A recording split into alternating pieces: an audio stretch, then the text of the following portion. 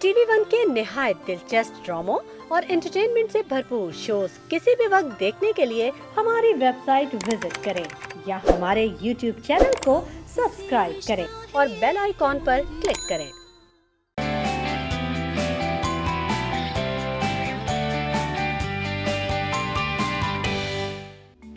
बिस्मिल्लाहिर्रहमानिर्रहीम। अस्सलाम वालेकुम मेरे तमाम देखने वाले प्यारे प्यारे भाई प्यारी प्यारी बहनों को मेरा हंसती मुस्कुराती मॉर्निंग की तरफ से प्यार भरा सलाम। कैसे हैं आप लोग? आई एम श्योर आप सब लोग खैरियत से होंगे, ठीक ठाक होंगे। थोड़ी थोड़ी ठंड जो है वो एंजॉय कर रहे होंगे। वैसे इस वीकेंड पे किसने एंजॉय किया? कौन कौन हाईवे गया था, कौन कौन जो है वो सीवीओ गया था, जिन्होंने हल्की हल्की ठंड एंजॉय की और गर्मा गर्म कॉफ़ी और चाय की प्याली के साथ आप लोगों ने की। मैंने इस वीकेंड थोड़ी बहुत ठंड जो है वो एंजॉय की। मैं भी अपनी फैमिली के साथ सीवीओ गई हुई थी और मज़े की बात यह है कि हम कराची वालों के लिए इतनी ठंड जो है वो काबिल कबूल है। अगर हमारे यहाँ इससे थोड़ा टेम्परेचर गिरा या फिर हमारे यहाँ बर्फ़बारी हुई तो सोचिए हमारा क्या हाल होगा। हम तो आइसक्रीम या कुल्फ़ी बन के कहीं ना कहीं जमे हुए खड़े होंगे। मुझे ऐसा लगता है कि कराची वालों को इतना ठंड बर्दाश्त नहीं है। हमारी तो जनाब फुल जैकेटें शैकेटें हुडी शुडी, हम तो अपने सारे शौक जो है वो नहीं ठंड में पूरे कर लेते हैं। तो जनाब मुझे लगता है कि मेरी बहनों ने बच्चों को जो है वो स्कूल भेज दिया होगा और मियाँओं को भी ऑफिस के लिए रवाना कर दिया होगा और अब आप फारिग होंगी, क्योंकि मैंने भी आज, वैसे आपको पता है आज मैं थोड़ा लेट उठी, वीकेंड था, डेफिनेटली देर से सोई थी, तो अलार्म बंद करके दोबारा सो गई। फिर आंख खुली तो हबड़ तबड़ में जल्दी जल्दी बच्चों को स्कूल भेजा और फिर मैं भी बगैर नाश्ता किए हुए आज जल्दी जल्दी यहाँ आ गई। तो मैंने सोचा क्यों ना आज गर्मा गर्म नाश्ता और सुबह की कॉफ़ी मैं अपनी बहनों के साथ एंजॉय करूँ। और जब हम बात करते हैं गर्मा गर्म नाश्ते की, तो ऐसा कैसे हो सकता है भाई कि मैं अपनी किचन क्वीन को ना इनवाइट करूं। तो आइए मिल के वेलकम कहते हैं हमारी किचन क्वीन मुनीज़ा को। अस्सलाम वालेकुम। वालेकुम अस्सलाम। कैसी है मुनीज़ा? मैं बिल्कुल ठीक ठाक। आपको परेशानी तो नहीं है? सुबह सुबह मैंने कॉल की, मुनीज़ा जल्दी से आ जाना, मिल के नाश्ता बनाएंगे। नहीं, बिल्कुल परेशानी नहीं है। ये तो मज़ा आता है जब सब साथ मिल के नाश्ता करते हैं या कुछ खाते हैं तो ज़्यादा डबल खा लिया जाता है। डबल खा लिया जाता है जी। तो आज जनाब हम आपके साथ बहुत ही मज़ेदार सा गर्मा गर्म नाश्ता जो है वो मिल बांट के बनाएंगे और शेयर भी करेंगे। राइट मुनीज़ा, तो आप क्या बना रही हैं? भाई आज ब्रेकफास्ट बना रहे हैं, तो ब्रेकफास्ट में अंडा तो आपको पता है बिल्कुल बहुत कंपलसरी आइटम है मेरे लिए, और आप लोग के लिए है कि नहीं आप लोग हमें बताएंगे, लेकिन होना चाहिए हेल्थ पॉइंट ऑफ व्यू से। तो हम बना रहे हैं toast sunny side up egg, यानी कि वो जर्दी वाला जो अंडा होता है वो बना रहे हैं। साथ में हम बेक्ड बीन्स बना रहे हैं और इसके साथ बनने जा रही है डालगोना कॉफ़ी, जो इस सर्दी की सौगात सर्दियों में बहुत ज़्यादा पसंद की जाती है। और डालगोना कॉफ़ी मैं बनाऊंगी। डन है, डन है, डन। चले मैं आपको चीज़ें पास कर दूँ फिर। हाँ जी, मुझे चीज़ें कुछ पास कर दीजिए। आपको पता है कि मुनीज़ा ब्रेकफास्ट वर्ड से पहले ये मॉर्निंग जो हम नाश्ता करते हैं इसको क्या कहा जाता था और ये ब्रेकफास्ट वर्ड कैसे ईजाद हुआ? ये ब्रेकफास्ट इसलिए ईजाद हुआ क्योंकि जो है हम पूरी रात का हमारा फास्ट होता है, उसके बाद वो समझे हम ब्रेक करते हैं, तो इसलिए ब्रेकफास्ट इसको कहा जाता है कि सुबह में आप जब खाते हैं तो उसको ब्रेकफास्ट कहा जाता है। और ये 17th सेंचुरी में ये वर्ड इजाद हुआ। इससे पहले जो है वो चलें जी ब्रेक भी आ गई है। मैं मज़ीद इसके ब्रेकफास्ट से रिलेटेड जो है वो फैक्ट्स आपके साथ शेयर करेंगे हम, ताकि आपको ही पता होने चाहिए भाई कि ब्रेकफास्ट के पीछे की ब्रेकफास्ट की मुझे भूख लग रही है ब्रेकफास्ट के पीछे की कहानी है क्या, सब आपके साथ शेयर करेंगे, लेकिन इस छोटे से ब्रेक के बाद।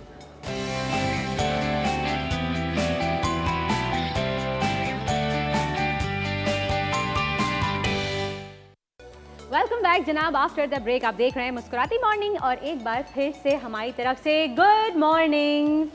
एक नाटक है ज़िंदगी जिसमें आह की जाए वाह की जाए।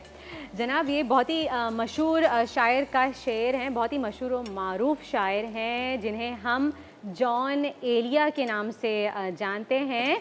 जॉन एलिया साहब जो है एक बहुत ही मशहूर और मारूफ हमारे शायर हैं, फ़िलासफ़र हैं, बायोग्राफ़र हैं, स्कॉलर हैं और आज उनकी बर्थडे है, तो हमने सोचा क्यों ना उनका कोई एक छोटा सा शेर उनकी शान में कहा जाए। तो और ज़िंदगी से रिलेटेड इतनी चीज़ें होती हैं जुड़ी हुई जो कहीं ना कहीं हमें लगता है कि यार बहुत ही फ़लसफ़ाना होती हैं, लेकिन उनमें छुपी होती है ज़िंदगी की हकीकत और सच्चाई। जैसे कि अभी इस शेर में मैंने आपसे कहा तो आप सोचें ना कि ज़िंदगी वाकई एक ऐसी हकीकत है, कभी हम वाह कहते हैं, कभी आह निकलती है, तो यही सब ज़िंदगी का हिस्सा है। और जनाब बन रहा है ब्रेकफास्ट और आप देख सकते हैं, ये देखिए कॉफ़ी भी ये जो है ज़िंदगी का बहुत इंपॉर्टेंट हिस्सा है, जैसे चाय कुछ लोगों के लिए ज़िंदगी का बहुत इंपॉर्टेंट हिस्सा है। तो कॉफ़ी देखिए मैंने जो है वो बना ली है। मैंने क्या किया कि मैंने डलगोना कॉफ़ी बना रहे थे हम लोग, तो मैंने इसमें 3 टेबलस्पून कॉफ़ी के लिए 3 टेबलस्पून चीनी ऐड की और 3 से 4 टेबलस्पून ही इसमें पानी ऐड किया और उसके बाद हैंड बीटर की हेल्प से इसको खूब जो है अच्छी तरीके से फेंट लिया। इसको फेंटने में 5 से 6 मिनट आपको लगेंगे, लेकिन आप ये देख सकते हैं इस तरह से ये बहुत ही फ्रॉथी सा फ्लफ़ी सा हो जाएगा। अच्छा, चीनी आप चाहें अपने हिसाब से कम बढ़ती कर सकते हैं, मैंने थोड़ी सी कम की थी। और ये देखिए, ये देखें ये फ़ोम जो है ये तैयार करके हमने रख लिया है। इसको एक और बार बताऊँ आपको मैं, आप ज़्यादा बना के क्वांटिटी में, लाइक अगर आप हाफ़ कप कॉफ़ी लें, कोई भी इंस्टेंट कॉफ़ी जो आपके घर पे मौजूद है, आप वो ले लीजिए, हाफ़ कप चीनी ले लीजिए और हाफ़ कप पानी ऐड करके इस तरह से आप इसका फ़ोम बना के आप एयर टाइट कंटेनर में फ्रिज में 1 हफ्ते तक रख सकते हैं। और जब भी आपने कॉफ़ी पीनी हो और निकालिए, एंजॉय की, जैसे हम आपको अभी बताएंगे आप एंजॉय कर सकते हैं। और यहाँ मुनीज़ा बना रही है सॉसेजेस। और क्या बन रहा है? सॉसेजेस अभी यहाँ पे बीन्स बन रही हैं। मैंने इसके लिए क्या किया था, ड्यूरिंग द ब्रेक पानी लिया आधा कप, उसमें मैंने आप चिकन स्टॉक भी ले सकते हैं अगर आपके पास अवेलेबल है, अगर नहीं है तो उसमें आप चिकन क्यूब्स कोई भी ब्रांड के जो आपके पास अवेलेबल है वो ऐड कर दिया। हमारा चिकन स्टॉक रेडी हो गया। उसमें मैंने जो केन्ड बीन्स आते हैं, सफ़ेद लोबिया या लाल लोबिया, जो आपके पास अवेलेबल हो, आप घर में भी बॉईल करके यूज़ कर सकते हैं, वो आपने इसमें ऐड कर दिया। अब मैं आपको बताऊंगी कि इसमें और क्या क्या चीज़ें ऐड करनी है। इसमें आपने लाल मिर्च ऐड करनी है, हाफ़ टी स्पून, हल्का सा फ्लेवर देने के लिए। टोमेटो पेस्ट जाएगा 1 टेबलस्पून इसमें, ठीक है। ये बहुत मज़े का बनता है, ब्रेकफास्ट के लिए बहुत मज़े का होता है ये। और बीन्स हम कहते हैं प्रोटीन सोर्स ज़्यादातर आप लीजिए ब्रेकफास्ट में, तो ये बहुत हेल्दी भी होता है। हेल्दी भी होता है। ये क्या डाला आपने? ये इसमें केचप जा रहा है। अच्छा, 1.5 टेबलस्पून केचप ऐड किया। इन सब चीज़ों को हम अच्छे से मिक्स कर लेंगे। ठीक है, बहुत क्विक बनता है, बहुत ज़बरदस्त फ्लेवर आता है इसका। ये वही ना जो रेस्टोरेंट्स में अक्सर हम देखते हैं, हम जाते हैं तो साइड में बीन्स जो हैं वो सर्व किए जाते हैं ब्रेकफास्ट में। सॉसेजेस एक तरफ होते हैं, एक तरफ बीन्स होते हैं। अच्छा, मुझे शुगर भी चाहिए, इसमें शुगर भी जाएगी। चाहिए, इसका फ्लेवर एनहांस करेगी, इसको मीठा नहीं करेगी। ठीक है, हाँ, क्योंकि इसमें हमने खटास भी ऐड की, टोमेटो पेस्ट है, टोमेटो केचप है, तो वो फ्लेवर को बैलेंस करेगी। तो ये इसमें अराउंड 1 टेबलस्पून जो हमने शुगर ऐड करी है, बस इन सबको मिक्स करेंगे। कॉर्नफ्लावर ऐड करेंगे, इसको थिक करेंगे, हमारे बीन्स रेडी हैं। ठीक है। अच्छा, मैंने क्या किया था, यहाँ पे हमने फ्रेंच ब्रेड ले ली थी, उसको मैंने जो है कट करके और उसको जल्दी से टोस्ट कर लिया हमारे नाश्ते के लिए। तो यही छोटी छोटी चीज़ें होती हैं, थोड़ा सा ब्रेड आपने चेंज कर दिए तो फ्लेवर्स भी चेंज हो जाते हैं और बहुत अच्छा हो जाता है, डिफरेंट हो जाता है। अच्छा, सॉसेजेस के लिए एक टिप दूंगी। आपके पास सॉसेजेस आपने लिए हैं, अगर आपने इसको बॉईल करके और फिर इसको आप हल्का सा ग्रिल करेंगे तो ये जो है थोड़े से थिक भी हो जाते हैं और बहुत अच्छे जूसी हो जाते हैं। हमारे पास की टाइम की कमी थी, तो इस वजह से मुझे ज़्यादा भूख लग रही, तो मुनीज़ा ने कहा चले हम ऐसे ही कर लेते हैं। और जनाब ब्रेकफास्ट जो है वो तैयार हो रहा है, लेकिन मैं ब्रेक से पहले आपको एक बात बताने चाहूँगी, क्योंकि मैं जब ब्रेक पे जा रही तो मैंने आपको बताया कि ब्रेकफास्ट से पहले ब्रेकफास्ट को क्या कहते थे, फ्रेंच वर्ड है, मॉर्निंग मील कहते थे, और उसके बाद जो है इसको ब्रेकफास्ट में 17वीं सेंचुरी में इसका नाम पड़ा। तो मॉर्निंग मील जो है वो एक अलग चीज़ थी। इसका मतलब होता है यानी कि मॉर्निंग मील, क्योंकि जब हम रात का खाना खा के सोते हैं और सुबह सुबह हम रात भर जो हम फास्टिंग में होते हैं और सुबह हम जब फास्ट ब्रेक करते हैं तो मॉर्निंग मील लेते हैं, तो इसलिए इसको मॉर्निंग मील कहा जाता था फ्रेंच वर्ड में। तो जनाब ब्रेकफास्ट बन रहा है और ब्रेक के बाद हमारे साथ होंगे हमारे फिटनेस एक्सपर्ट, जो कि आज बात करेंगे आपसे कि एब्स हम कैसे बना सकते हैं और उसके लिए हमें कौन कौन सी मील्स जो है वो लेने चाहिए हैं। लोग बहुत ज़्यादा जो है वो मैं कहूँगी कि क्रेज़ी होते हैं कि उनको 6 पैक्स एब्स चाहिए। हम तमाम देखते हैं फिल्म स्टार्स को, हीरोज़ को, जो भी है वो 6 पैक्स एब उनको चाहिए होते हैं और एक फिजिक कहते हैं ना कि भाई आपके क्या बात है, 6 पैक्स एब है भाई, तो वो कैसे बनेंगे तो वो हम बताएंगे आपको ब्रेक के बाद। कीप वॉचिंग मुस्कुराती मॉर्निंग।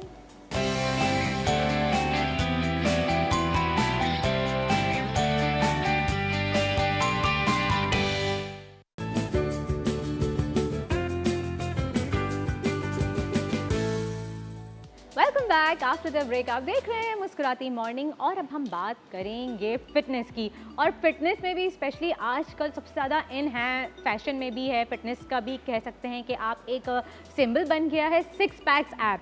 तो वो बनाना कितना मुश्किल है और उसको मेंटेन रखना आई गेस उससे भी ज़्यादा मुश्किल है। लेकिन इस बारे में हम बात करेंगे, हमारे फिटनेस एक्सपर्ट और ट्रेनर हमारे साथ मौजूद हैं अयाज खान और दानिश। अस्सलाम वालेकुम। वालेकुम सलाम। कैसे हैं आप दोनों? अल्लाह का शुक्र, आप सुनाएं? All good.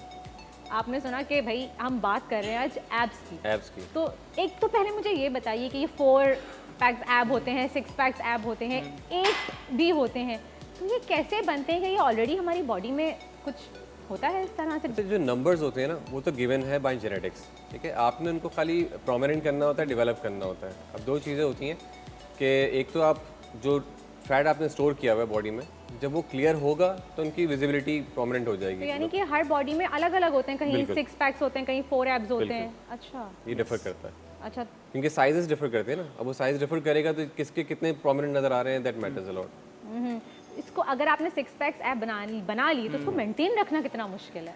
अब ये इसके लिए यही चीज़ है कि आपको सबसे पहले अपनी डाइट को सही करना पड़ता है, यानी कि एक इंसान को अपने कंफर्ट जोन से बाहर निकलना है। यानी कि वो डेली रूटीन में जो भी खा रहे हैं, junk foods, oily foods, soft drinks, उन सब से बाहर निकल के हेल्थी डाइट की तरफ आना पड़ेगा। सबसे पहला स्टेप तो ये है। उसके बाद उसको अगर जिम में एडमिशन लेना है तो लेना पड़ेगा, क्योंकि ऑब्वियसली वो मसल को प्रोमिनेंट करेगा और भी मसल्स को अपने अच्छे दिखाएगा, तो उसके लिए जिम में फिर एडमिशन लेना पड़ेगा। कि जिम के बगैर तो ये पॉसिबल नहीं है। देखिए, एब्स बनाना पॉसिबल तो है जिम के बगैर भी। अच्छा। ठीक है, बट जिम में इट्स लाइक आपकी स्ट्रेंथ डेवलप होती है और मल्टीपल चीज़ें भी होती है बॉडी में जो आप एक्टिवेट कर सकते हो। उसके साथ तीसरी इंपॉर्टेंट चीज़ है आपकी स्लीपिंग पैटर्न। आप अपनी बॉडी को रेस्ट कितना देते हो, क्योंकि आपको अपनी बॉडी को रिकवर भी करना पड़ता है। नेक्स्ट डे जिम में आना है तो जो मसल फटीक हुआ है उसको रिकवर करके आना है। आप स्लीपिंग पैटर्न आपका बहुत वीक है तो बहुत मुश्किल हो जाएगा आपको फिटनेस जर्नी के अंदर। तो वैसे कितना ड्यूरेशन लगता है आपको 6 पैक्स एब बनाने में? ये डिफर करता है पर्सन टू पर्सन, क्योंकि बॉडी टाइप्स होती हैं, मेटाबॉलिज्म हर एक का डिफरेंट होता है। मेरी जिस टाइप की फिजिक है और जिस टाइप की मेरी ईटिंग हैबिट्स है उसके हिसाब से आई वुड टेक लॉन्गर। इनको ज़्यादा टाइम भी लगेगा, इनकी लीन फिजिक है और ये कैरी भी ज़्यादा टाइम कर सकेंगे।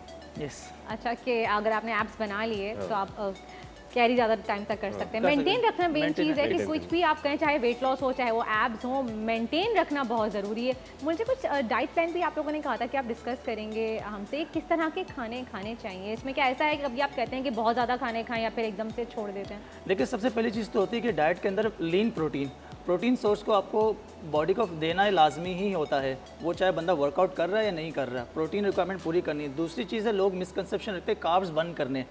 ये एक अजीब सी मिथ आ गई है मार्केट के अंदर के लोग बोलते हैं कार्ब्स छोड़ देने अगर आपको एब्स बनाने तो। हालांकि कार्ब्स के 2 किस्म होता है, एक होता है बैड कार्ब्स, एक होता है कॉम्प्लेक्स कार्ब्स। तो कॉम्प्लेक्स कार्ब्स की तरफ आप आएँ जो कि आपको लॉन्ग टर्म तक एनर्जी प्रोवाइड करता है, बट उसकी क्वांटिटी मेंटेन रखनी है कि कितनी क्वांटिटी में आप ले रहे हैं। अब रही बात फैट्स की, फैट्स में भी 2 फैट्स होते हैं, एक होता है हेल्दी फैट्स, एक होता है बैड फैट। तो हेल्दी फैट्स आप नट्स, ऑलिव ऑयल, फिश से ले सकते हैं। तो ये चीज़ें सबको मेंटेन रख के चलना पड़ता है, कोई चीज़ स्किप नहीं करनी। इवन फाइबर भी आपको लेना पड़ता है ताकि इससे कॉन्स्टिपेशन आपको फिर ना। यस, ये चीज़ें। और ये सब चीज़ें वेरी करती हैं बॉडी टू बॉडी। आप किसी कोई एक पर्टिकुलर आप मील प्लान नहीं बना सकते। ये सब बॉडी का पर्सन टू पर्सन वेरी करता आपने है। ज़्यादातर डाइट प्लान्स में ये सुना होगा कि चावल छोड़ दो, रोटी छोड़ दो, इन सब नहीं खानी है। ये सब खाना होता है, क्वांटिटी मैटर करती है और किस टाइप का खा रहे हैं। मतलब रोटी अगर आपको छोड़नी है तो बजाय छोड़ने के आप उसको होल व्हीट पे आ जाएं, क्योंकि फाइबर कंटेंट उसके अंदर है। इस तरह कॉम्प्लेक्स कार्ब्स की बात की उन्होंने, वो वही चीज़ें। तो मैंने भी लास्ट फ्यू डेज 2 मंथ्स हो गए, 3 मंथ्स हो गए एक्चुअली, 60 डेज ट्रांसफॉर्मेशन लॉन्च किया था अपने इंस्टाग्राम हैंडल पे। तो उसमें मैंने ये बताया था लोगों को नॉर्मल खाते हुए भी आप ट्रांसफॉर्म कर सकते हैं। फिर उसमें मैंने ये भी मैसेज दिया था कि अब मुझे अगर 6 पैक्स चाहिए या इससे आगे बढ़ना है तो मुझे अपनी डाइट बहुत स्ट्रिक्ट करनी पड़ेगी।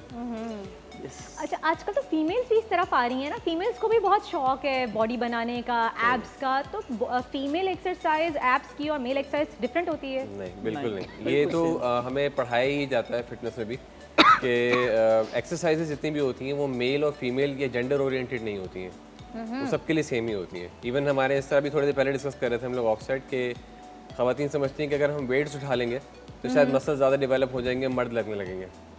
ऐसा नहीं होता। You can see all around the world के ख़वातीन हैं जो उठा रही होती हैं वेट्स, वेट लिफ्टिंग करती हैं, सेलिब्रिटीज़ कितनी कर रही हैं, वेट ट्रेनिंग कर रही हैं, and you can see that how good they look, कितनी अच्छी वो लग रही होती हैं। तो कोई मसल डेवलप नहीं होते वो, क्योंकि वो हार्मोन ही नहीं है ना, वो हार्मोन मेल्स में ही है डेवलप करने वाले। फिर टाइप ऑफ ट्रेनिंग जो है वो मैटर करती है। सही। अच्छा जी, मुनीज़ा की मुझे आवाज़ें आ रही हैं और खुशबू भी आना शुरू हो गई कि वो कॉफ़ी निकाल रही हैं, कुछ फेंटने की आवाज़ आ रही थी। मुनीज़ा, कहाँ तक पहुँचा हमारा ब्रेकफास्ट? भाई गेस्ट भी वेट कर रहे हैं। ऑलमोस्ट डन है। आप देखिए हमारे बीन्स भी हमने सर्व कर दिए बना के, हमारी कॉफ़ी भी जो है वो डन हो गई है। देखें बिल्कुल ज़बरदस्त। हम बता देते हैं क्या किया, मैंने एक दफ़ा और बता देती हूँ। अब ये स्पेशली पता है ये कप किसका है आपको पता है? ये हमारी होस्ट का है ये वाला कप। तो ये जो है इनके लिए बने, इन्होंने फरमाइश की थी कि 3 टेबलस्पून जो है वो कॉफ़ी जो है वो चलें जी, डालनी है। तो 3 स्पून जो है वो आपने किसी भी कॉफ़ी मग में डालने हैं और दूध गर्म करके उसमें डाल दीजिए, मिक्स कीजिए, कॉफ़ी रेडी। जनाब लेते हैं छोटा सा ब्रेक, मिलते हैं आपसे एक ब्रेक के बाद।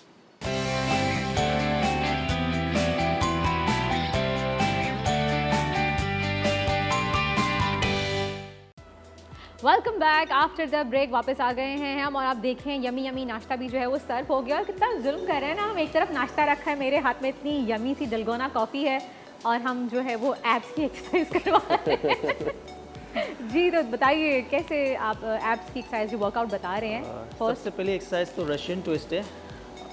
Russian twist. यस, आप अच्छा, इसको ये रोटेशनल एक्सरसाइज होती है, ये बहुत इंपॉर्टेंट है। ज़्यादातर लोग क्रंचेस और लेग रेजेस करके कवर कर लेते हैं इसको, लेकिन जब तक ये नहीं कर रहे आप तब तक आप बहुत ज़्यादा कोर की एक्सरसाइज या एब्स की एक्सरसाइज नहीं कवर कर रहे। बहुत इंपॉर्टेंट एक्सरसाइज है रोटेशन। इसको आप वेट्स के साथ भी कर सकते हैं, बॉल्स लेके, वाटर बॉटल, किसी भी टाइप के वेट को लेके आप इसको कर सकते हैं। और अगर प्रॉब्लम हो तो लेग्स को उठाना ज़रूरी नहीं है, नीचे रख के भी कर सकते नीचे रख के भी हैं। जैसे मॉडिफाइड इस तरह से। अगर आपकी बैलेंसिंग नहीं है शुरू में तो आप बिल्कुल बिगिनर, तो आप अपने पैरों को इस तरह भी रख के कर सकते हैं। बिल्कुल। मैं यही सवाल करने वाली थी कि इसमें बैलेंसिंग बहुत ज़रूरी है और अगर स्टार्ट में आप नहीं कर पा रहे तो हम क्या सपोर्ट पाँव ले रख के सकते कर हैं? लें। पाँव रख के कर पाँव सकते पैर रख के ज़मीन पे कर सकते हैं। इसको और इंटेंस बनाना तो you can hold weight on your hands. अच्छा, ओके, सेकेंड है बाइसाइकिल क्रंचेस। तो रोटेशन आपने दोनों एक्सरसाइज में रखनी है। ये आप पे डिपेंड करता है, लेकिन ये कि सारी चीज़ें कवर हो जाए ज़्यादा अच्छा है कि आप लेग्स की मूवमेंट, अपर बॉडी की मूवमेंट और रोटेशन, ये 3 पार्ट्स होते हैं इसके। इसमें ये तीनों काम हो रहे हैं, एक साथ तीनों काम हो रहे हैं। ये देख रहे हैं, रोटेट भी कर रहे हैं और अपर बॉडी भी यूज़ हो रही है और लोअर बॉडी भी यूज़ हो सारा का सारा स्ट्रेस एब्स के ऊपर ही है। रही है एब्स पे। Okay, last one is mountain climber. ये बहुत अंडररेटेड एक्सरसाइज है। अक्सर लोग डायरेक्ट प्लैंक्स की तरफ चले जाते हैं, तो इस तरह की लाइट मूवमेंट्स कर लें। अच्छा, बहुत स्लो भी कर सकते हैं इसको आप, ये देखिए। अच्छा, ये क्रॉस में कर रहे हैं इसको, जी। ये मेक श्योर देखें क्रॉस में कर रहे हैं लेग्स। स्ट्रेट का करिए, स्ट्रेट भी कर सकते ठीक हैं। है, यूँ भी कर सकते हैं।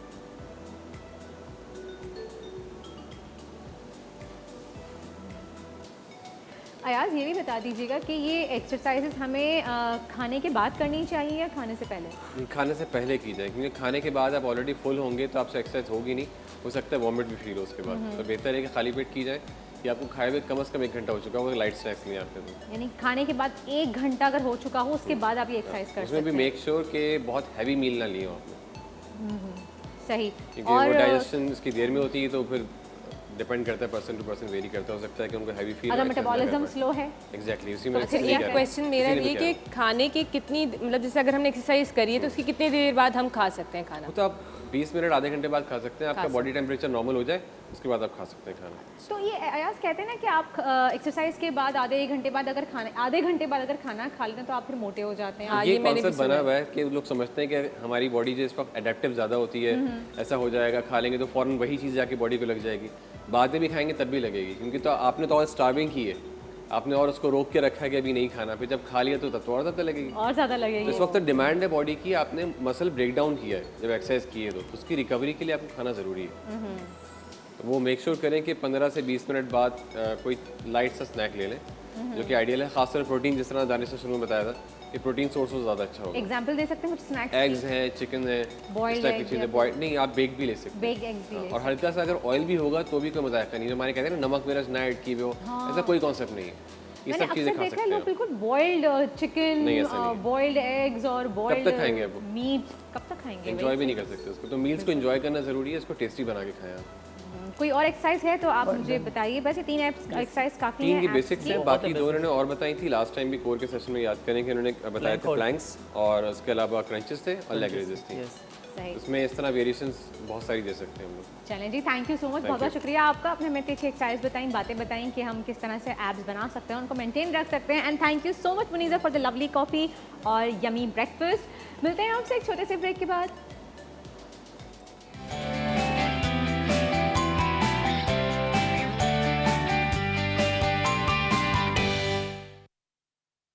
जी जनाब, वापस आ गए हैं हम ब्रेक से और अब हमारे साथ जो गेस्ट मौजूद हैं वो बहुत ही फेमस स्टाइलिस्ट हैं और हमारे साथ मौजूद हैं आज very well known, very famous designer, और उनसे हम बात करेंगे आज मेल ग्रूमिंग पे। तो आइए वेलकम कहते हैं the very famous and renowned Naushad इमदाद, फाउंडर ऑफ नौशाद इमदाद, एंड हमारे साथ मौजूद हैं Ilyas Zaka, CEO of Ilyas salon. अस्सलाम वालेकुम, Walaikum salam. Welcome to the show.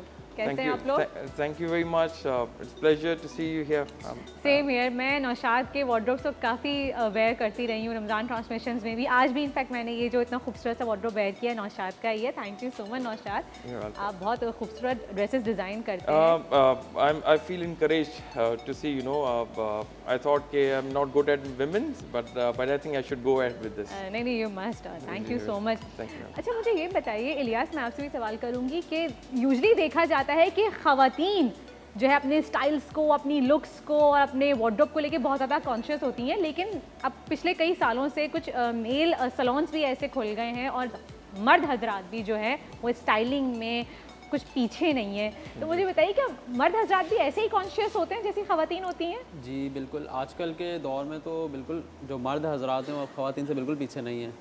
वो इतना ही फ़ैशन करते हैं जितना ख़वातीन करवाती हैं, और कुछ तो ऐसा है कि वो ख़वातीन से ज़्यादा भी करवा लेते हैं, क्योंकि उनको अब ग्रूमिंग की अवेयरनेस आ गई है कि यार मतलब अगर हमारी शादी है तो हमने कैसी ग्रूमिंग करनी है, हमने कपड़े कैसे पहनने हैं, कब किस वक्त कैसा वार्डरोब और कैसा हेयर स्टाइल रखना है। तो इस चीज़ की अवेयरनेस अब बहुत ज़्यादा हो गई है और इस चीज़ को लोग बिल्कुल करते हैं, ख़वातीन से ज़्यादा करते हैं मर्द हज़रात। I second to him, क्योंकि पहले जो grooms आते थे, was started in 2011. पहले आते थे, they used to come कि आप हमें कपड़े बना दें, black बना दें, blue बना दें. Now they are coming with ideas, they are wearing pinks, they are wearing reds, so there is no limit. They are wearing purples. हाँ, मिंट ग्रीन, पर्पल, हर सब तरह की आजकल सब जो है तरह। वो। अब तो बाकायदा थीम के हिसाब से कपड़े डिज़ाइन किए जाते हैं हाँ, exactly. कि ब्राइड के कपड़े ऐसे हैं तो मैं ग्रूम ऐसे पहनूंगा, फिर उसके बाद उसके घर वालों के कपड़े भी वैसे ही डिज़ाइन हो हाँ, रहे हैं। पूरी ये theme चल रही है। सबसे ज़्यादा एतराज़ वाला पॉइंट है ये कि कि जो ग्रूम है शुरू दिन से ही वो लगा हुआ होता है कि मुझे कपड़े मैच करने, मैच करने हैं। This is how it is कि नहीं, मैच करवाए जाते हैं असल में ना।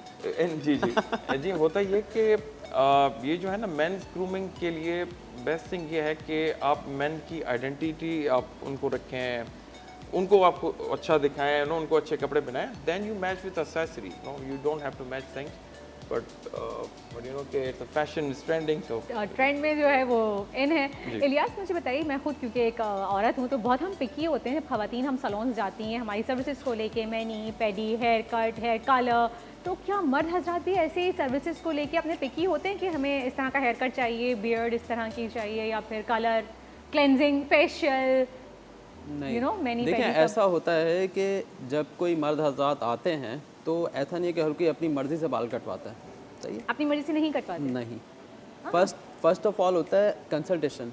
हम कंसल्टेशन में सारे क्वेश्चन उससे करते हैं अकॉर्डिंग टू प्रोफेशन, उसके बालों की जो लेंथ है वो कितनी मेंटेन कर सकता है, कितनी लेंथ वो कैरी कर सकता है, फिर हम उसको बताते हैं कि फ़ैशन में क्या चल रहा है। फिर कंसल्टेशन के बाद हम उसको बताते हैं कि यार ये चीज़ अच्छी लगेगी आपके ऊपर, आप ऐसा करवाएं, तो बिल्कुल करवाते हैं। हाँ, जहाँ तक रह गई बात कि जितना ख़वातीन होती हैं इतना ज़्यादा मर्द हैं या नहीं है, लेकिन इतना ज़्यादा नहीं है जितनी ख़वातीन होती हैं। अच्छा, इतने नहीं है, क्योंकि वो होता है ना हमें तो फेशियल भी, तो वाइटनिंग फेशियल कर दें, तो हमें ये कर दें, मैनी पेडी कर दें। और बालों के टेक्सचर पे कितना डिपेंड करता है हेयर कट कोई भी? देखिए बालों के टेक्सचर पे डिपेंड कम करता है, लेकिन बाल होना ज़्यादा ज़रूरी है। लेकिन अब मसला ये आता है कुछ लोगों के बाल कम होते हैं तो वो ये समझते हैं कि अब हमें अच्छा हेयर कट लेना ही नहीं चाहिए या हमें अपनी हेयर स्टाइलिंग ही नहीं करनी चाहिए। तो वो लोग जिनके बाल कम हो जाते हैं वो अच्छे हेयर कट, अच्छी ग्रूमिंग करना छोड़ देते हैं। तो जो आज का टॉपिक है वो यही है कि मतलब अगर आपके पास बाल कम है या थोड़े ऐसे हैं कि आपको लगता है कि नहीं बन रहे, तो आप ग्रूमिंग से नहीं भागें। मतलब जो बाल नहीं बनाता वो कपड़े भी नहीं पहन रहा होता फिर। सही, तो टेक्सचर इतना ज़्यादा इम्पोर्टेंट इम्पॉर्टेंट नहीं है। अच्छा मुझे ये बताइए, कौन से सेलिब्रिटी के साथ सबसे ज़्यादा मुश्किल पेश आई है आपको स्टाइलिंग करने में, जो हर वक्त नहीं नहीं नहीं नहीं ऐसे नहीं, ऐसे नहीं, ये नहीं अच्छा लगेगा, या बहुत ज़्यादा कॉन्शियस हो अपने बारे में और आप उनको रिलैक्स कर रहे हो? आप ऑनलाइन नाम भी ले सकते हैं, कोई प्रॉब्लम नहीं है। मुश्किल तो नहीं आई, लेकिन ये है कि काफ़ी सारे सेलिब्रिटीज़ के साथ काम किया, तो उसमें अगर आप मुझे यूँ बोलें कि सबसे मुश्किल बाल किसके हैं बनाना, मेंटेन करना, तो हमारे बिलाल अब्बास भाई। अच्छा, बिलाल अब्बास के? जी, उनके बाल मुश्किल तो नहीं है, लेकिन वो बालों से बहुत कॉम्प्लिकेटेड है। उनके बाल कॉम्प्लिकेटेड हैं। हाँ, मतलब बालों से वो बहुत कॉम्प्लिकेटेड अच्छा, है कि वो हाँ, conscious है मतलब उनको हर 10 मिनट में अपने बाल सेट करने हैं, ओह तो ये थोड़ा सा है, लेकिन वैसे तो अदरवाइज नहीं। बहुत अच्छे इंसान हैं। नौशाद, यही सवाल मैं आपसे करूंगी कि आप मुझे बताइए, आप इतने मच सेलिब्रिटीज़ के साथ काम करते हैं, वार्डरोब डिज़ाइन करते हैं, तो कौन से सेलिब्रिटी के साथ सबसे ज़्यादा आपको प्रॉब्लम आती है? Usually, we are generally we are good at fit. But there was time I was working with Ali Zafar. His stylist came up to me. उनके overnight, of course, उनको सूट चाहिए थे. तो उनका जो बॉडी फिट था, what he appears on the screen is totally different what we had the sizes, and I had terrible experience, I would say, कि क्योंकि नॉर्मली ऐसे होता है कि आपके जितने जो आप सेलिब्रिटी आप देख रहे होते हैं, इवन यू कैन जज व्हाट दे आर वेयरिंग, उनके क्या साइज़ होगा, उनका साइज़ बिल्कुल डाइसी है, मतलब ही इज़ सो लीन और at the same time is got good shoulder and all, so it was difficult time. We pulled out in the end, but it was difficult. इनका normally Ali Zafar you see it's petite, उनको वो है मतलब slim and everything, but उनका size is very dicey. Definitely being an expert आपको तो देख के आइडिया हो जाता होगा कि इनके कैसे साइजेस कौन सा वाटर बेटर लगेगा, लेकिन ऐसा भी होता है भैया. मजीद हम गपशप करेंगे और ग्रूमिंग के बारे में बात करेंगे. आज ये स्पेशल शो जो है ये हमारे मर्द हजरातों के लिए, भाइयों के लिए है, तो ज़रूर देखते रहिए हमारे साथ मुस्कुराती मॉर्निंग.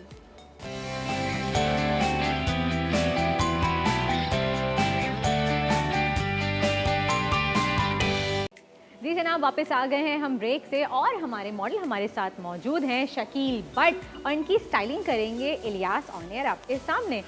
तो इलियास बताइए, आप क्या इनको देख के लगता है शकील को आपको कि आप क्या स्टार्ट करेंगे? इनके हेयर में कुछ चेंजेस लेके आएंगे?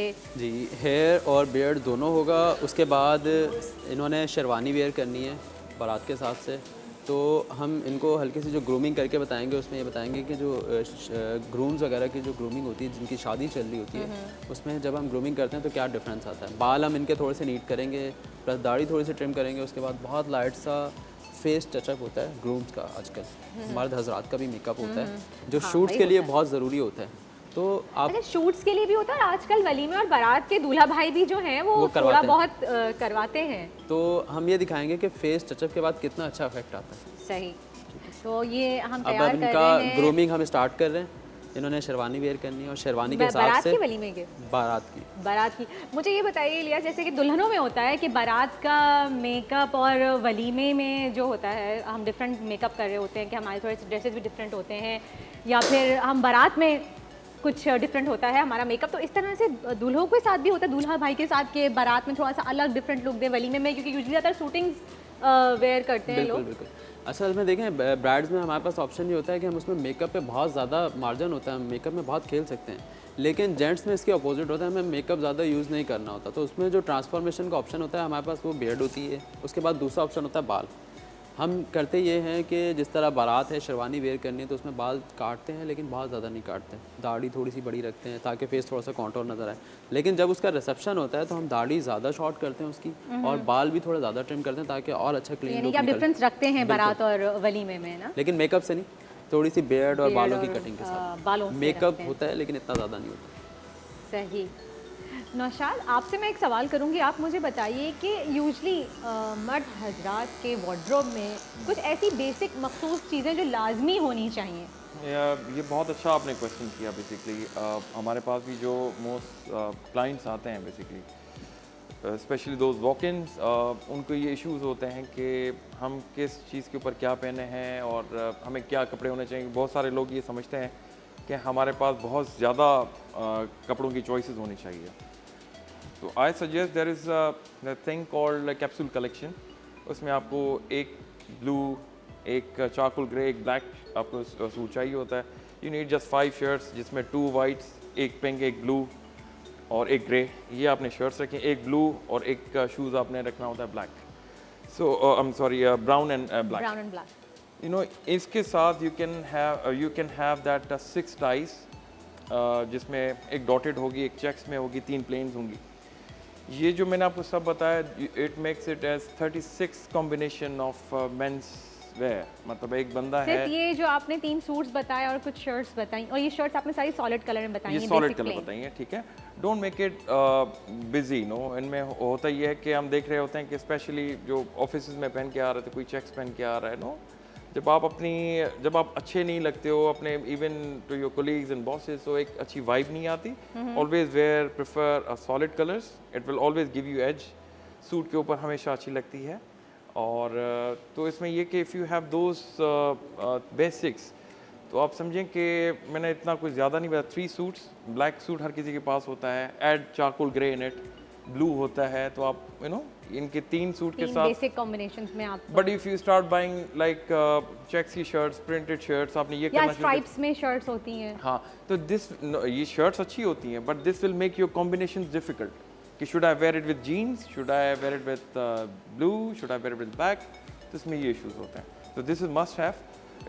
कभी इंशाल्लाह टाइम हुआ तो we will know, we will ये तो मैं एक्सप्लेन हाउ प्रॉपर इट इस पे तो एक हम अलग से शो करेंगे नौशाद के साथ मेल्स के ऊपर कि उनको किस तरह के वार्डरोब्स वेयर करने चाहिए, कैसी शर्ट्स वेयर करनी चाहिए, और सिर्फ 3 सूट से और 6 शर्ट से आप कैसे 36 कॉम्बिनेशंस जो हैं वो ड्रेसिंग के बना सकते हैं। It's a very big thing. और जनाब यहाँ पे हेयर कटिंग जो है वो चल रही है, लेकिन इस वक्त टाइम हो गया है ब्रेक का। आज ब्रेक बहुत ज़्यादा है, लेकिन कोई बात नहीं, हम भी आपको पूरी स्टाइलिंग दिखा के रहेंगे। मिलते हैं आपसे एक छोटे से ब्रेक के बाद।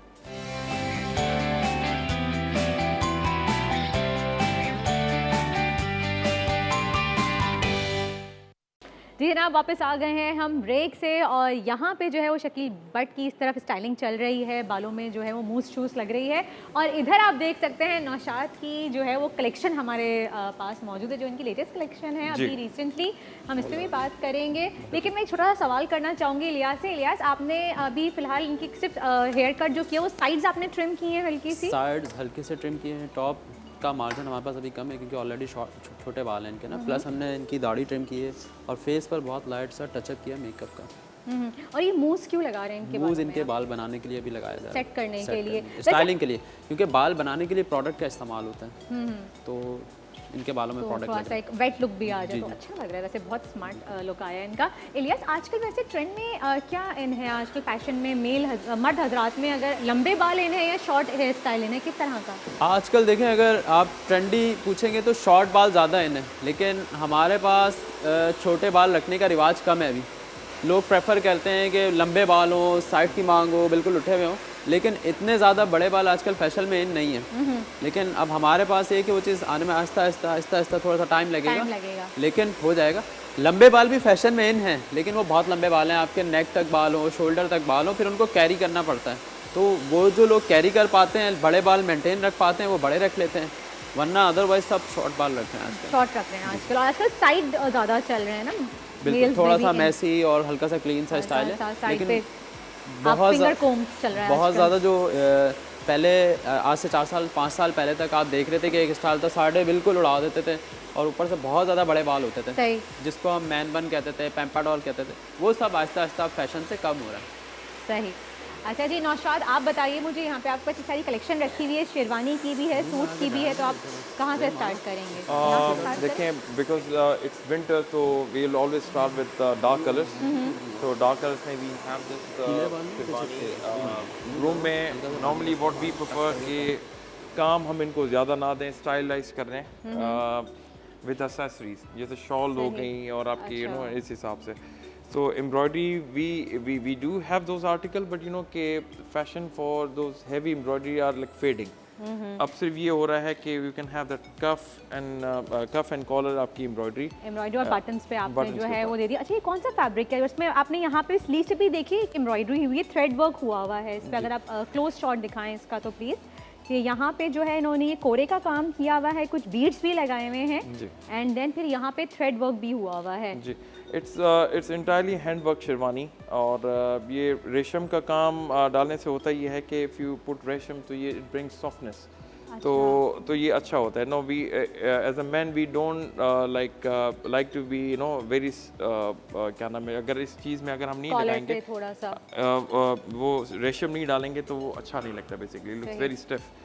तो we have this option for the groom, जिनकी कॉम्प्लेक्शन अगर डार्क भी है या आपकी विटिश है तो उनके ऊपर भी बहुत अच्छा लगता है। It's a dark colour, always looks nice.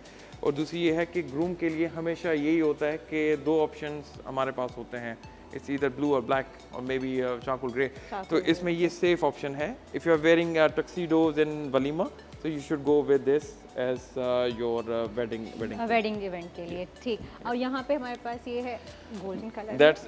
That's a typical golden colour. मैं आपको आप जैसे बता रही थी, ये फैब्रिक कौन से के बहुत शाइनी सा है ना ये? द फैब्रिक इज कॉल्ड अतलस। अतलस ये वो फैब्रिक है जो बेसिकली हम शायरों से सुनते थे, अतलस कुम ख्वाब नो, ये वो वाले फैब्रिक हैं। But specifically this was designed for women, but now men are wearing it the way we started, no? So people have started wearing this. अच्छा, again we have just stylized this. हमारा काम इसके ऊपर embroidery on the cuff, collar and cuffs पे हुआ हुआ है। and we have a spread, हमने इनको ये दिया हुआ है just to अच्छा, make it आपने rich. इसमें जो है वो सेंटर में वो भी दिया हुआ है ना, लाइक स्टोन वो है, मोती है और स्टार सितारे भी दिए हुए हैं आपने। और इस पे भी आपने जो है वो स्टोन लगाया हुआ है, एक ना शैम्पेन कलर का स्टोन दिया हुआ है ताकि हल्की सी शाइन आ रही है इस पे भी। कप्स पे भी आपने सेम कोरे का और रेशम का काम किया हुआ है, एज यू सेड ऑलरेडी। जी बिल्कुल, कि उससे एक अच्छी सॉफ्टनेस आ जाती है। It's beautiful. This is stylised with maroon turban. Normally जो आपके जो वो होता है ब्राइडल जो होते हैं वैसे मरून होते हैं, रेड होते हैं, तो इसके साथ मरून कॉम्बिनेशन अच्छा लगता है। कॉम्बिनेशन इस पे कौन सा टर्बन यूज करेंगे? सही maroon we will go with maroon because we do have that red and maroon embroidery custom element. Yes. And what is this black? Then जैसे अभी इनके जो क्या नाम है, जी शकील, जैसे इनकी पर्सनालिटी हो, if he wants to be a groom, कभी जिंदगी में बने तो आई वुड प्रेफर हिम इंशाल्लाह। तो this would suit him. It's more AG, sporty और इट्स अ शॉर्ट शेरवानी। और इट्स और ये साइड वर्क पूरा इस पे हुआ हुआ है, खाली एक साइड पे आपने साइड पूरा वर्क दिया हुआ है, ये देखिए जी। अब जो है men's are not behind women in style, so बिल्कुल ये तो है, हमारे बिल्कुल मर्द हजरात भी जो है वो खवातीन से कम नहीं है, उनको भी अपनी बारात में और वलीमे में जो है वो परफेक्ट लुक चाहिए होता है। बिल्कुल, तो इट लुक्स रियली लवली। अच्छा जी, मजीद इनकी कलेक्शन जो है वो हम दिखाएंगे और आपको एक वॉक भी दिखाएंगे हमारे मॉडल्स के साथ, लेकिन इस छोटे से ब्रेक के बाद।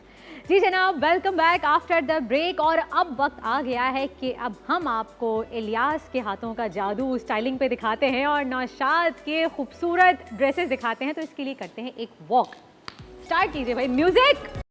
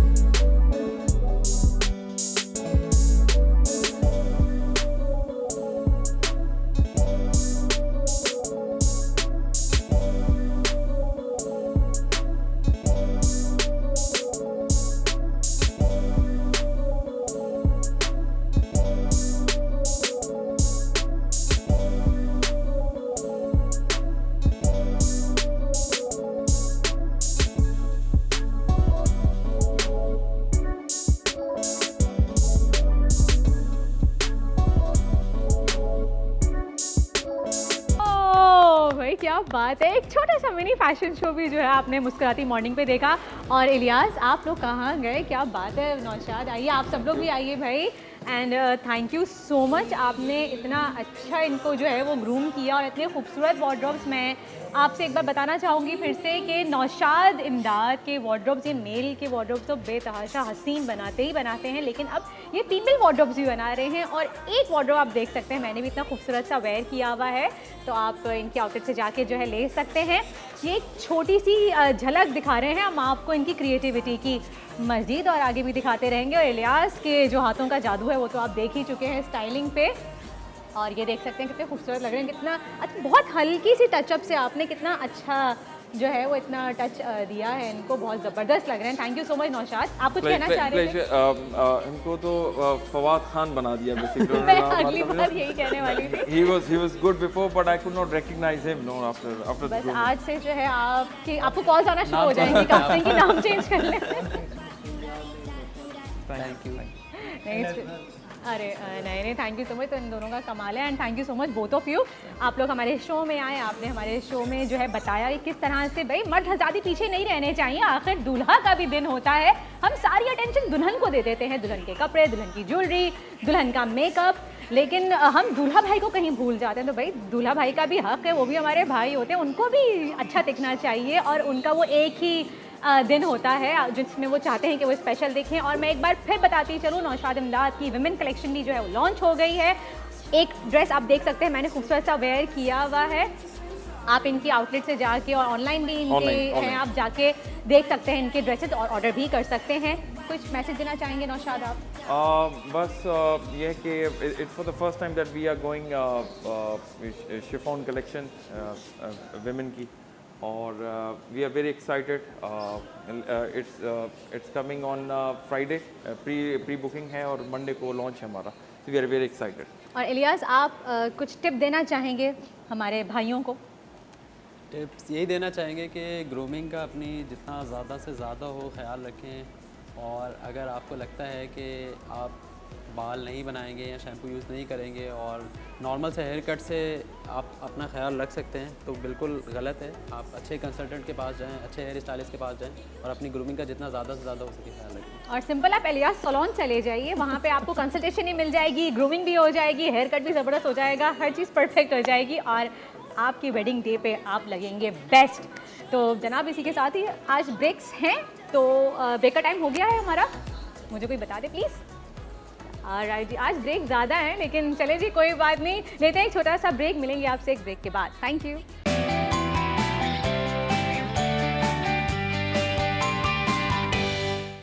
वेलकम बैक जनाब आफ्टर द ब्रेक, और हमारे साथ अब मौजूद हैं द वेरी फेमस पीडियाट्रिशियन हैं इब्राहिम यूसुफ साहब। अस्सलाम वालेकुम। वालेकुम सलाम जी। कैसे हैं आप? अल्हम्दुलिल्लाह जी। अच्छा जी, डॉक्टर इब्राहिम जो है वो पाकिस्तान पीडियाट्रिक एसोसिएशन के मेंबर भी हैं, राइट जी। अच्छा डॉक्टर साहब, अभी दोबारा से हम जो है वो पोलियो की कैंपेन स्टार्ट कर रहे हैं उन लोगों के लिए जो बच्चे छोटे होते हैं, और 5 साल से कम उम्र के बच्चों को, तमाम बच्चों को पोलियो के ड्रॉप्स जो हैं पिलवाना लाजमी है।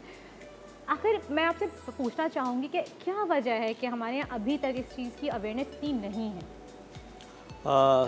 वेरी गुड टॉपिक, और इस पे बड़ा एक अफसोसनाक बात यह है कि हमारे पूरे वर्ल्ड में पाकिस्तान, अफ़गानिस्तान और नाइजीरिया जो है वो सिर्फ 3 कंट्रीज़ रह गई हैं जिसमें पोलियो के पेशेंट्स अभी भी मौजूद हैं। इसमें स्पेशली पाकिस्तान के रेशोज़, इसमें भी पाकिस्तान के आगे थे सबसे ज़्यादा। ये अच्छी बात है कि हमारे एक केस रजिस्टर हुआ है अभी, लेकिन वो भी नहीं होना चाहिए। स्टिल एक केस 1000 केस करवा सकता है, क्योंकि ये वायरस है, किसी को भी दोबारा लग सकता है।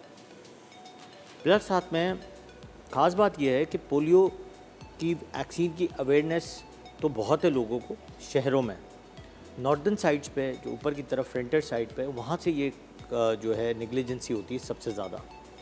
लेकिन स्टिल अभी भी मैं कहता हूँ कि लास्ट अफ़गानिस्तान का मैंने मैसेज 2-3 दिन पहले पढ़ा, that was a very suspicious message था कि उन्होंने भी बहुत कानूनन ये कह दिया है कि पोलियो के ड्रॉप्स पिलाना लाजमी है और पोलियो उनके मुल्क से भी ख़त्म होना चाहिए। Still they were on the list of polio. मुझे लगता है वो भी शायद हमसे पहले ना ख़त्म हो जाए।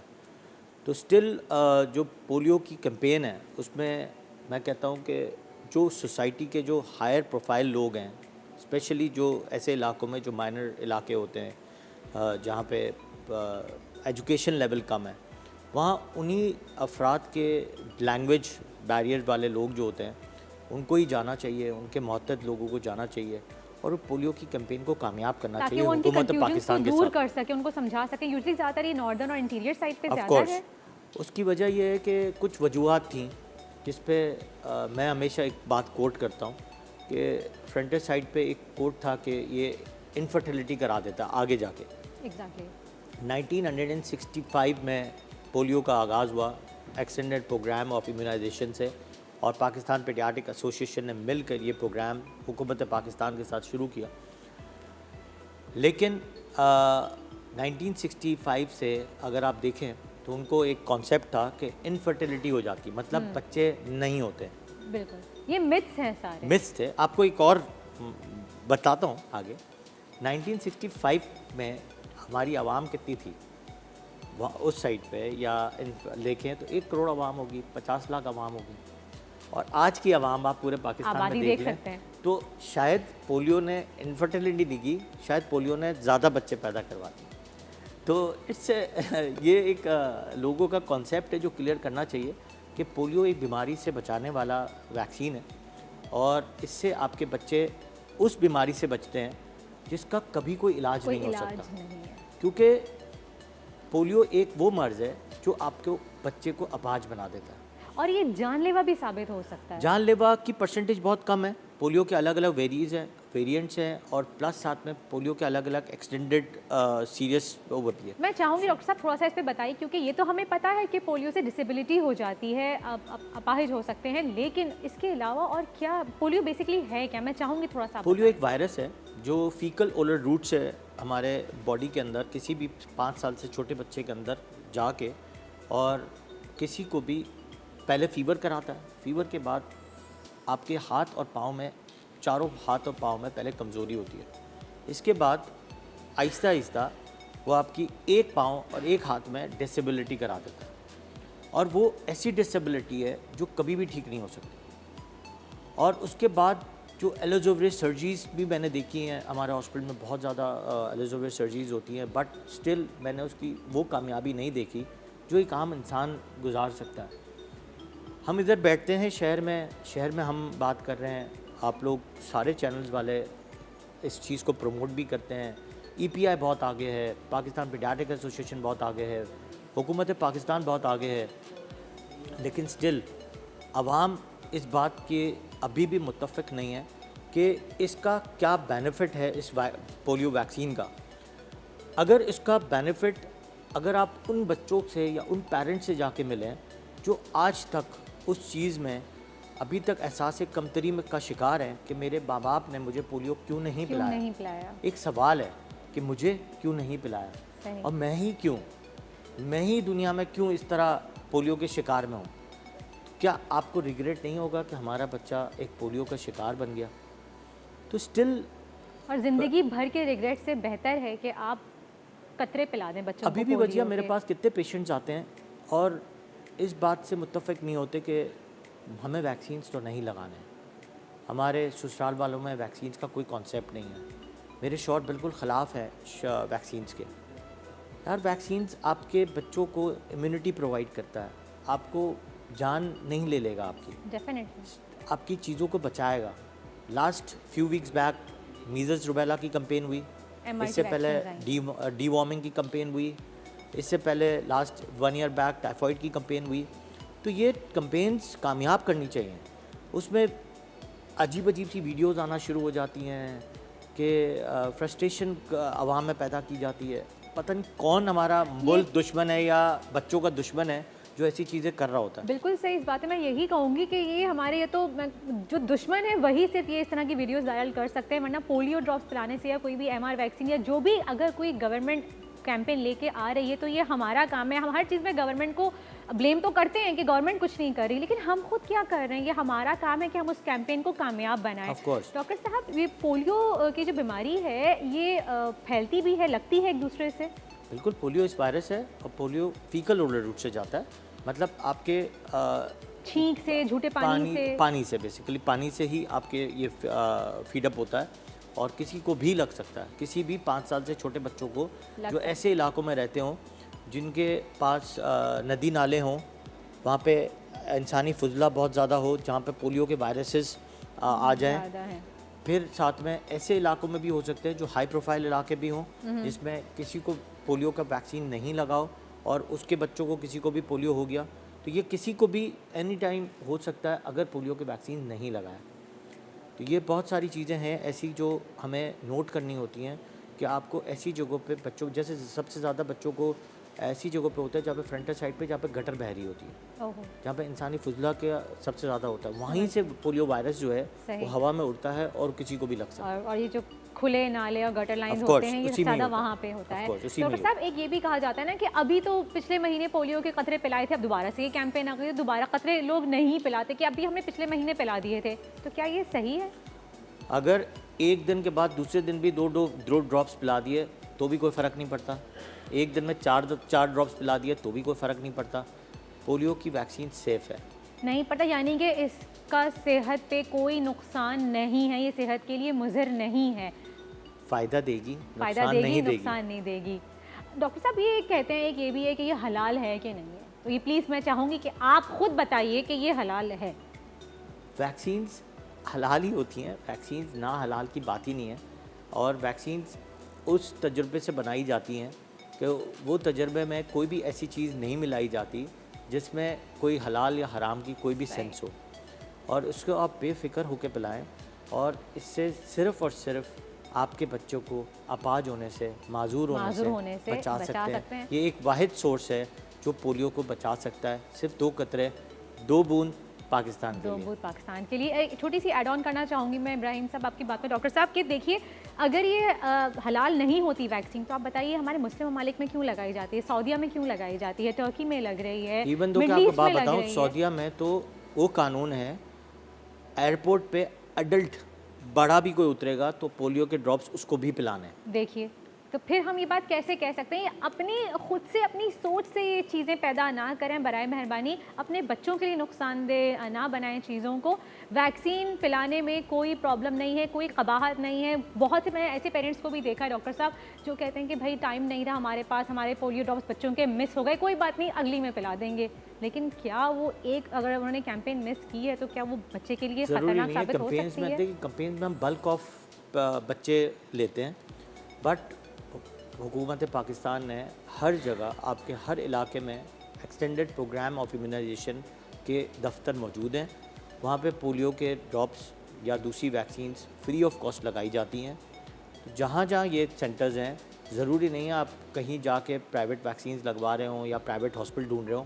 गवर्नमेंट ऑफ पाकिस्तान के पास बहुत अच्छे रिसोर्सेज हैं EPI के, उसमें देखें बहुत सारे लोग इन्वॉल्व हैं, सिर्फ गवर्नमेंट ऑफ पाकिस्तान नहीं है, उसमें extended program of immunization Gavi involve है, WHO इन्वॉल्व है, हमारे बहुत सारे लीडर्स ऑफ डॉक्टर्स जो हैं वो इन्वॉल्व हैं, पाकिस्तान पीडियाट्रिक एसोसिएशन पूरे पाकिस्तान से वो इन्वॉल्व है। तो बहुत सारे लोग इन्वॉल्व हैं जो इसको टेक केयर करते हैं उस EPI सेंटर्स को। तो उस EPI सेंटर्स में जाके कभी भी किसी भी वक्त 12 महीने 365 डेज़ कभी भी जाएं और पोलियो की वैक्सीन्स, DTP के वैक्सीन्स, हेपेटाइटिस B के वैक्सीन्स, मीज़ल्स रुबेला की वैक्सीन्स कभी भी जाके आप लगवा सकते हैं। सही। और डॉक्टर साहब ये बताइएगा प्लीज़ कि जो पोलियो वर्कर्स, जो स्टाफ घर घर जाता है, वो इतनी मेहनत करते हैं कि वो तमाम घरों में जाते हैं और बार बार बेल बजा के पूछते हैं। अगर 3-4 मंजिलों का घर है तो वो एक एक बेल बजा के पूछते हैं, कोई 5 साल से कम उम्र का बच्चा है तो प्लीज़ बता दें। तो बड़े अफसोस के साथ घर वाले कहते हैं नहीं कुछ नहीं है। तो ये प्लीज़ बताइए कि वो वर्कर्स ही प्रॉपर ट्रेन होते हैं? बिल्कुल ट्रेन होते हैं। इसकी एक वजह बता दूं, लोग थोड़ा सा डरते हैं कि यार पता नहीं कौन आ जाएगा, क्या होगा, क्या मैंने कहा आपको एक बात आपको शुरू में बताई कि एक इलाके में एक मुहत्तद जो बड़े लोग होते हैं उनको शामिल होना चाहिए, उस इलाके के SHO को शामिल होना चाहिए और उन टीम के साथ हर जगह उनको भेजना चाहिए कि आपके लोगों तक पहले तो आवाम को, उस एरिया के आवाम को एक न्यूज़ देनी चाहिए कि हम इनके साथ होंगे। जैसे एक पूरे इलाके का एक लीडर ज़रूर होगा। डॉक्टर साहब उनके पास कार्ड भी तो होता है। मैं आपको बता रहा हूँ, उसकी भी 5 चीज़ें बताता हूँ क्या चेक करना होता है। पहले तो मुहत्तद लोग होंगे, अनाउंसमेंट हो जाए, ऑटोमेटिकली लोगों को ये टेक केयर हो, क्योंकि दिन में अगर 12 बजे 1 बजे लोग आ रहे होते हैं तो कई दफ़ा आपके लोग नहीं मौजूद होते, मर्द मौजूद होते नहीं हैं। दूसरा 5 चीज़ें मैं हमेशा पोलियो की कैंपेन में बताता हूँ कि डॉक्टर साहब की 5 चीज़ें मैं ज़रूर पूछूंगी आपसे, बहुत ही माजरत के साथ। सब ब्रेक का वक्त हो गया है लेकिन हम इसको कंटिन्यू करेंगे एक छोटे से ब्रेक के बाद।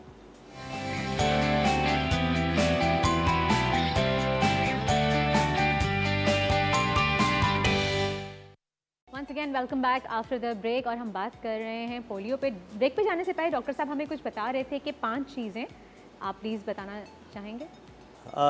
हम उसको उसी को कंटिन्यू करते हैं कि जो लोग हैं जो पोलियो के ड्रॉप्स के लिए डर क्यों रही होती ख़वातीन, एक तो उनके घर में मर्द नहीं होते, मर्द नहीं है तो कोई बात नहीं, अगर आपके मोहतद लोग हैं, अगर पुलिस की टीम भी उधर मौजूद है और ऐलान कर रहे हैं, आप बच्चे को लेके नीचे चले जाएं और 5 चीज़ें सिर्फ पोलियो के वर्कर्स का चेक करें। एक तो कोविड के वैक्सीन का कार्ड ऑफ कोर्स चेक करना चाहिए, लेकिन still they are vaccinated, vaccine के बगैर वो नहीं भेजते हैं। दूसरी 5 चीज़ें जो पोलियो की हमें चेक करनी चाहिए, एक तो ये है कि वो जो कोल्ड चेन मेंटेन है या नहीं है, जिस डब्बे में है उसमें आइस है या नहीं है।